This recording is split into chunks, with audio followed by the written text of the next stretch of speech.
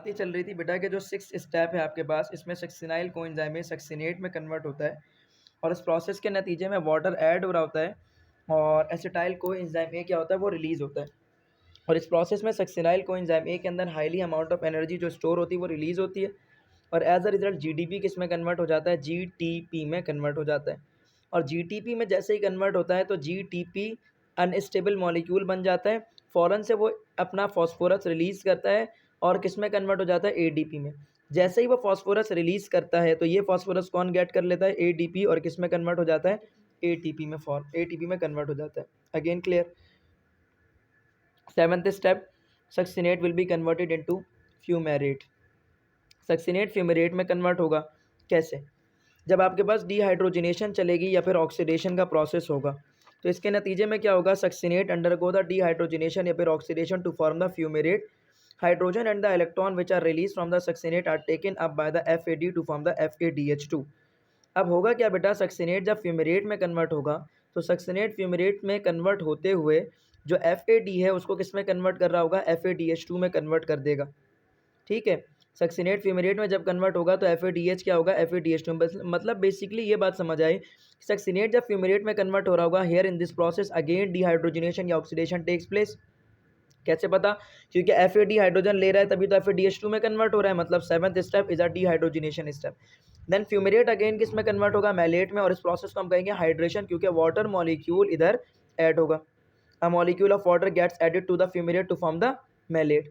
Then malate किस में convert होगा, ऑक्सैलो एसीटेट में कन्वर्ट होगा। एंड अगेन ऑक्सैलो एसीटेट में जो कन्वर्जन है ये अगेन आपके पास जो है ना डिहाइड्रोजनेशन या ऑक्सीडेशन का प्रोसेस आप कह लो। क्यों कह लो, क्योंकि मैलेट से जब H पॉजिटिव आयन निकलेगा, ये H पॉजिटिव आयन कौन गेट करेगा, NAD पॉजिटिव आयन गेट करेगा, और NAD पॉजिटिव आयन गेट करने के बाद इसमें किस में कन्वर्ट हो जाएगा, NADH में कन्वर्ट हो जाएगा। यहाँ तक बात clear. And then oxaloacetate regenerate हो गया, ऑक्सैलो एसीटेट रीजनरेट हो गया तो दोबारा से प्रोसेस चलना शुरू हो जाएगा। यहाँ तक बात क्लियर। तो ये हो गया हमारे पास ओवरऑल आपके पास क्या बेटा, क्रैब साइकिल। अब क्रैब साइकिल के अंदर आउटपुट क्या निकले और इनपुट क्या निकले। इनपुट में 2 एसिटाइल ग्रुप आपके पास जो है इनपुट ऑफ क्रैब साइकिल है, 2 एसिटाइल ग्रुप। ठीक है, 2 एसिटाइल ग्रुप्स आपके पास क्या है, इनपुट है।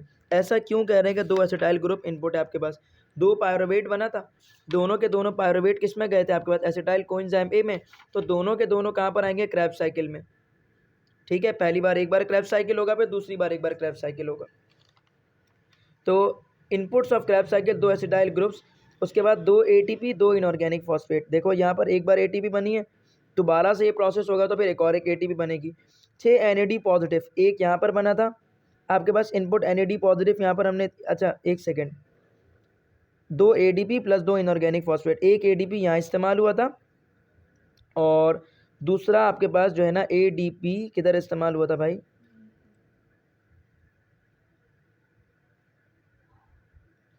इनपुट ऑफ क्रैब साइकिल की यहाँ पर बात करें, एक सेकंड रुको मैं बताता हूँ।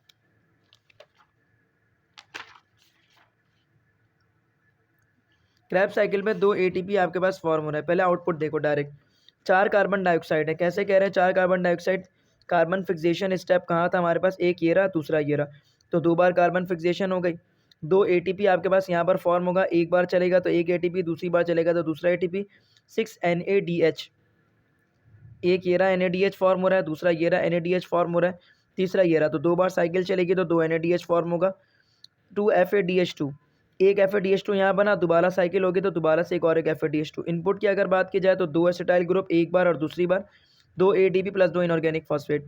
एक बार आपके पास जब ये साइकिल हुआ तो एक ATP बना, दूसरी बार ATP बना, तो दोनों बार ATP कहाँ से बनेगा, ADP से और एक 2 इनऑर्गेनिक फॉस्फेट से। 6 NAD पॉजिटिव, 1 2 3, 2 बार चलेगा तो 6, एक ये रहा FAD, दोबारा हो गया तो FAD हो गया आपके पास। यहाँ तक बात क्लियर हो गई। तो ये था आपके पास बेटा क्या, क्रैब साइकिल। इसके आगे इलेक्ट्रॉन ट्रांसपोर्ट चेन जो लिखी गई है इसके हवाले से आपको इन्फॉर्मेशन दी गई है, पहले इसको पढ़ लो एक बार, जो हमने बिल्कुल समझाया वही सारी चीज़ें यहाँ पर लिखी हुई हैं आपके पास। ठीक है, तो इस तरह से ये वाला चैप्टर आपका हो गया ख़त्म, मुकम्मल। इसमें देखो जनरलाइज एक बात लिखी हुई है, ATP कैलकुलेशन, उसको देखना ज़रूरी है।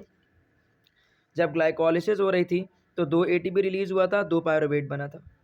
ठीक है, दोनों पायरुवेट कहाँ चले गए थे, लिंक रिएक्शन में। अच्छा, ग्लाइकोलिसिस में 2 NADH भी फॉर्म हो रहा था आपके पास, जो आउटपुट स्टेप था उसके अंदर। फिर अभी हमने देखा कि 2 पायरुवेट जब 2 एसिटाइल कोएंजाइम में कन्वर्ट होगा तो आपके पास एक बार ये रिएक्शन हो रहा था तो एक NADH, 2 बार होगा तो 2 NADH फॉर्म होगा। फिर एसिटाइल कोएंजाइम ए से आपके पास क्या रिलीज हो रहा था, 2 कार्बन डाइऑक्साइड रिलीज हो रहा था। लिंक रिएक्शन के अंदर सेकंड स्टेप में एक कार्बन डाइऑक्साइड दूसरी बार होगा तो दूसरा कार्बन डाइऑक्साइड रिलीज होगा। फिर एसिटाइल कोएंजाइम ए की मदद से क्या बनेगा, आपका स्क्रैप साइकिल शुरू होगी। 2 एसिटाइल कोएंजाइम में से 2 क्रैप साइकिल चलेगी, जब ये यहाँ पर कह रहे थे कि 2 क्रैप साइकिल, 2 क्रैप साइकिल के नतीजे में, एक क्रैप साइकिल के नतीजे में 2 कार्बन डाइऑक्साइड, तो 2 क्रैप साइकिल के नतीजे में 4 कार्बन डाइऑक्साइड और 2 ATP यहाँ पे रिलीज होगा। और उसके बाद आपके पास 6 NADH फॉर्म होगा और 2 FADH2 फॉर्म होगा। तो टोटल अगर मैं ओवरऑल बात करूँ तो ये पूरे एक ग्लूकोज की कंप्लीट ऑक्सीडेशन की बात हो रही है, सही है।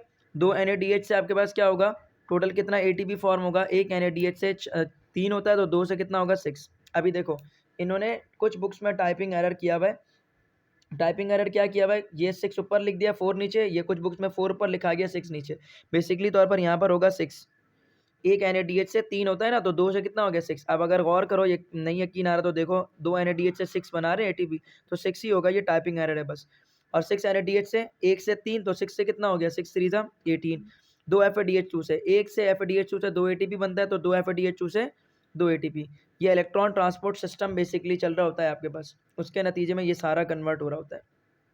सारे के सारे इलेक्ट्रॉन ट्रांसपोर्ट चेन में आपके पास ये सारे प्रोसेस आपके पास यानी कि ATP में ये सारी चीज़ें कन्वर्ट हो रही होती हैं।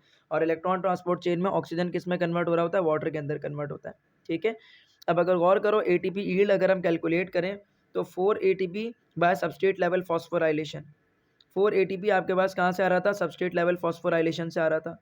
उसके अलावा आपके पास 32 क्या था, बाय कीमोस्मोटिक फोटोफॉस्फोराइलेशन से आया। कीमोस्मोटिक फोटोफॉस्फोराइलेशन के नतीजे में 32 आया। अगर आप इसको कैलकुलेट करो 6 6 12 12 और 4 कितना, 12 और 18, 12 और 2 20, 20 और 10 30, 30 और 4 कितना हो गया 34, ठीक है।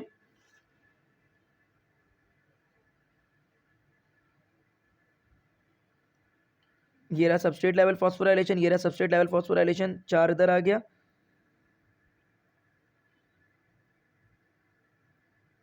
इधर यूटिलाइजेशन भी चल रही थी साथ साथ। हाँ, जब आपके पास ये प्रोसेस चल रहा था तो यूटिलाइजेशन हो गई थी ना 2 ATP की, उसको हटा के यहाँ पे बता रहे हैं।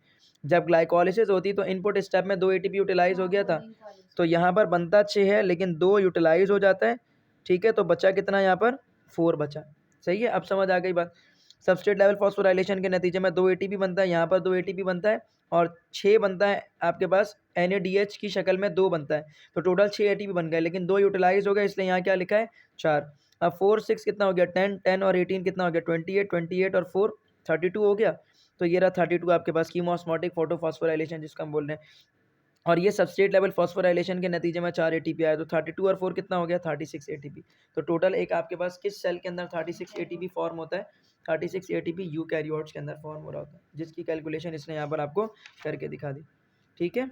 बस इसके अलावा जो और मज़ीद कोई भी चीज़ इस चैप्टर से आपके जो पूरा सिलेबस है उसमें इंक्लूड नहीं है।